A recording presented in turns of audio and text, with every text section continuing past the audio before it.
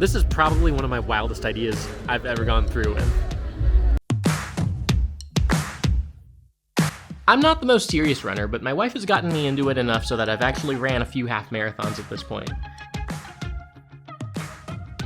And now I started to think, in order to push myself the next time I ran a race, it's maybe time to do a full. Now I started thinking about some of the races I've ran, and you know what they have in common? The winner was usually someone who came from another country to the US to compete in our local marathon and win. And it was usually a Kenyan. In Eugene, Kenyan. In San Diego, Kenyan.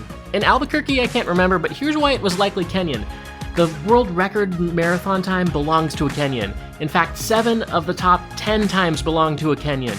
And so I started to think, what if I returned the favor? What if I went to Kenya, ran in one of their marathons, and, I don't know, maybe finished last?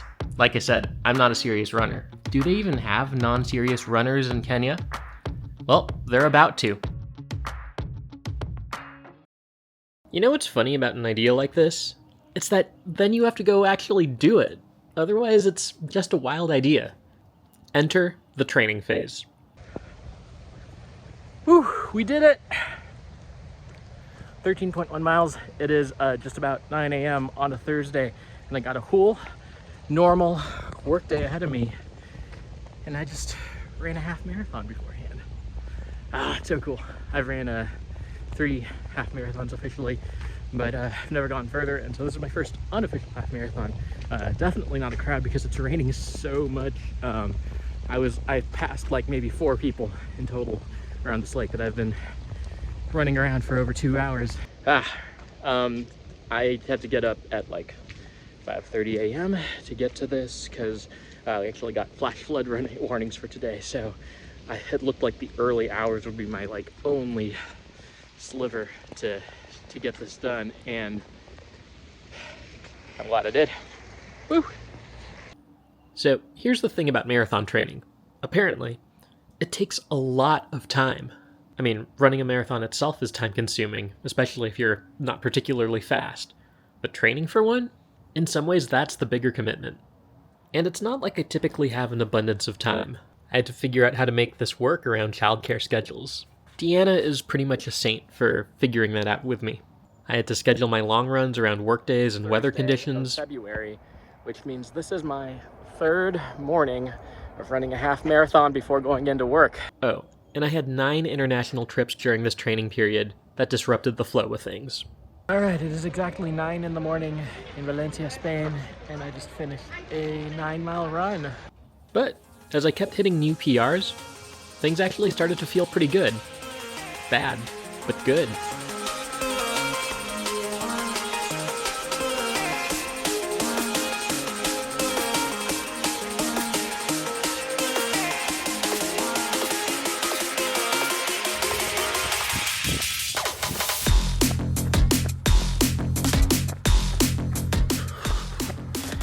And that's it. That's a wrap. That was my last long run.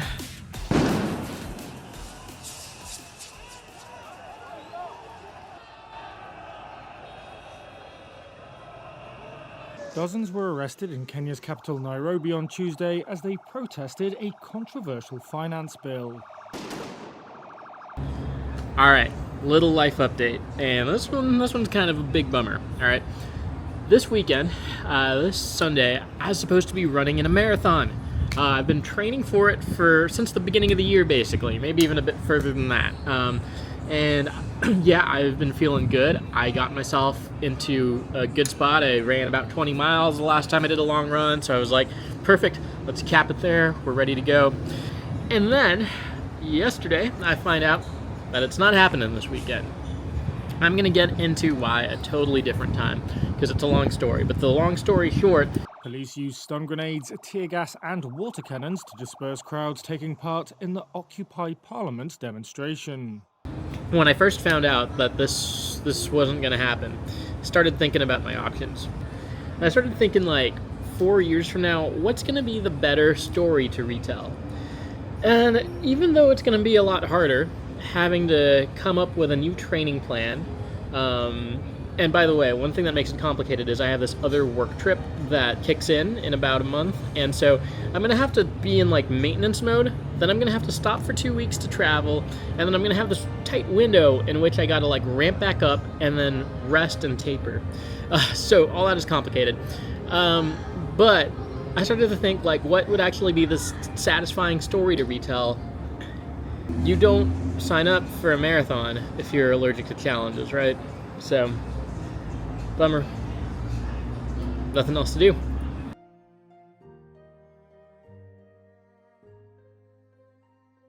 Well, in spite of that setback, the new date eventually came around as well. And while I was checking East African headlines up until the last minute, sure enough, things were in the clear, and I started making my way towards Nairobi. So, since it's been rescheduled, this marathon's falling at an extremely busy time of the year. I got the kids have just started a new school year. I got a lot going on at work. Deanna's starting a new job. And so I'm trying to take as little time away from home as I possibly can to run this thing, which is not the most ideal. I'm like flying to Kenya, running, and flying back basically. I left just a little bit of buffer time for like, so that I could rest and not literally go from finish line to airport. But I've never done such a tight turnaround in a place so far away. In some ways, this adds to the marathonness of it all.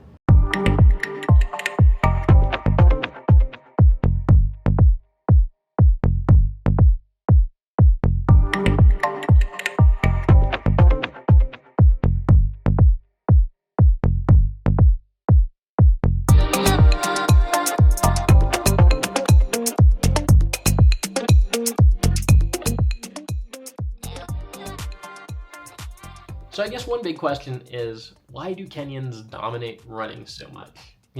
I read this book recently, Running with the Kenyans by Arhadan Finn, where he tries to explore that question really in depth. He does full-on training with some elite Kenyan athletes, and a number of theories emerge. One thing that a lot of Kenyans pointed out to him is that early in life, many Kenyans run to get to school, and then they run back, and the stakes are high because if they're late to their class, like they're actually punished with like a rod. And so, yeah, early on, young Kenyans learn to embrace speed. There's a related theory about motivation that suggests like life in Kenya has a lot more obstacles compared to life in many other parts. And so people develop a sort of resilience and a relationship with challenge that translates really well to an endurance sport. It kind of reminds me of that concept of sisu from Finland. And then there's the theory of barefoot running, which got really popular like a decade and a half ago because of the book Born to Run. And in that book, the author explores a tribe in Mexico that just was really phenomenal at running because they ran pretty much barefoot or with like really minimalist sandals. And it suggests that when you run kind of more in line with the way your foot was built to absorb those blows, you see a lot less damage in the long run and a lot more stamina.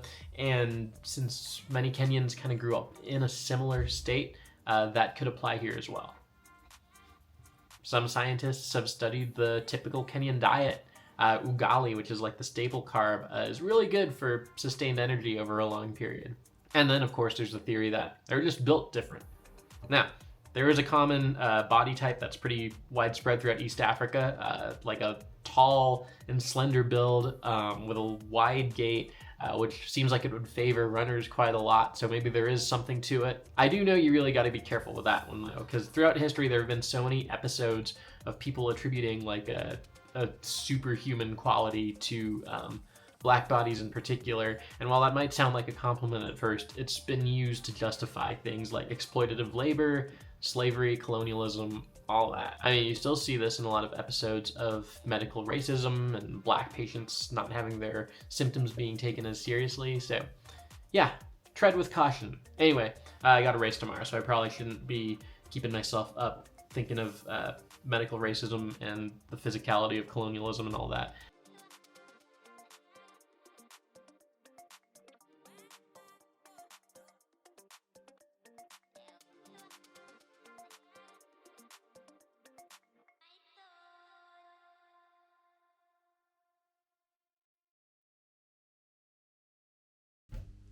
All right, morning of the race. Here we go. Got my jersey number and continuing my race day tradition of wearing my last race's kit to my next one. So whatever I run after this is going to have a fun one. Look at what they gave me. Champion of the Green City. I pack my snacks, my energy gels, whatever else, and get ready to head out.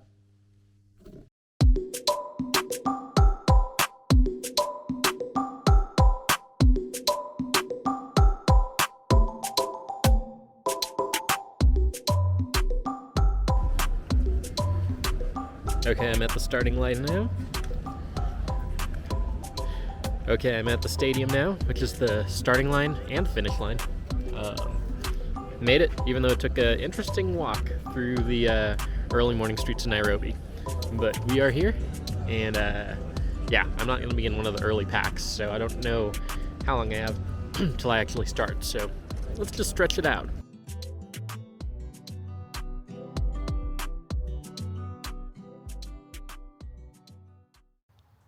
I wish I recorded one of my starting line conversations with a fellow runner named Jeffrey. He asked me if I was running the 21K or the 42K, the half or the full. When I told him 42, he responded, we are going to feel so terrible. Good at the end, but terrible. Pretty accurate, Jeffrey. Alright, here we go.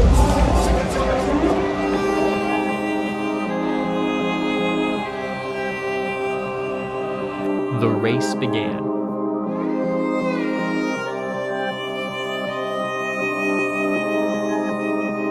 We were running on the Nairobi Expressway, the main road through one of Africa's most vibrant cities.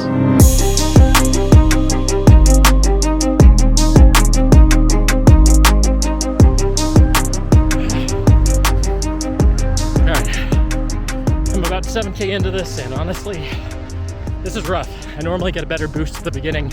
I can normally run a half marathon before I feel anything. Not even at a quarter and I'm feeling a lot of things. Whew. Let's keep going though.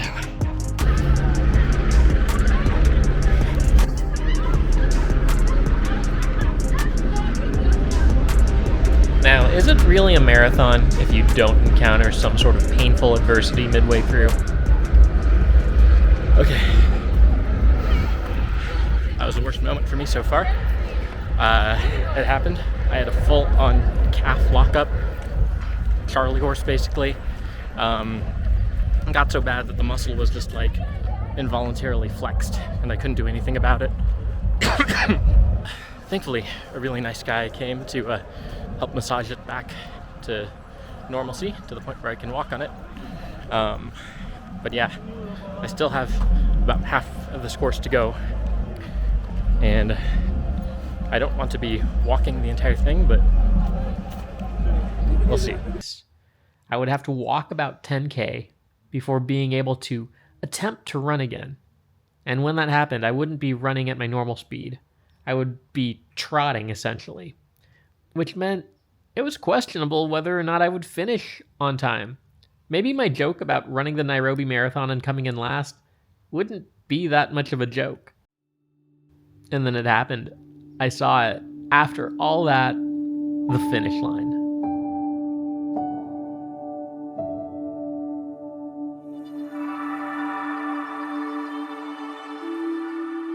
And I'm about to cross the finish line, and I'm running it.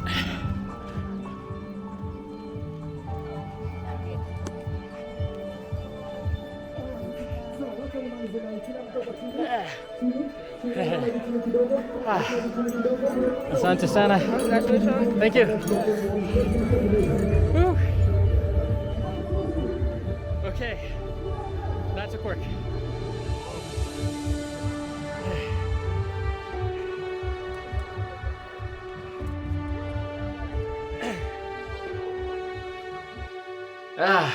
I have such a mix of feelings after finishing that event. I'd be lying if I said I wasn't disappointed that I couldn't run the whole thing without getting injured.